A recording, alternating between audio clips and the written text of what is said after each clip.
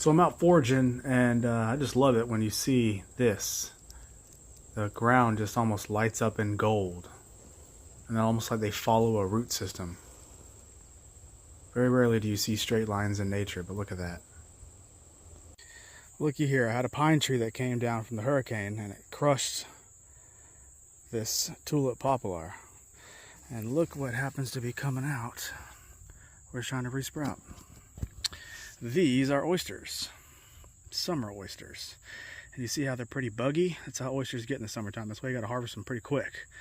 I just found these, and I'm pretty sure I could salvage a few of them, so pretty stoked about that one. That's a good little find.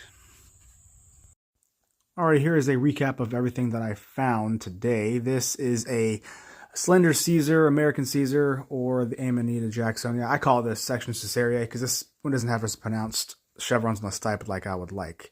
These are cinnabar chanterelles. They're red chanterelles. They really don't grow that big. And then you have the oysters that I found. It just looks so good. And they smell amazing, like anise. So I'll be enjoying those.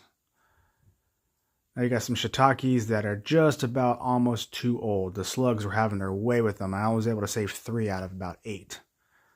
And here are some smooth chanterelles. I'll show you the comparison. But you see underneath the caps where they would have the false gills or the folds, they're almost smooth. That's why they're called the smooth chanterelle.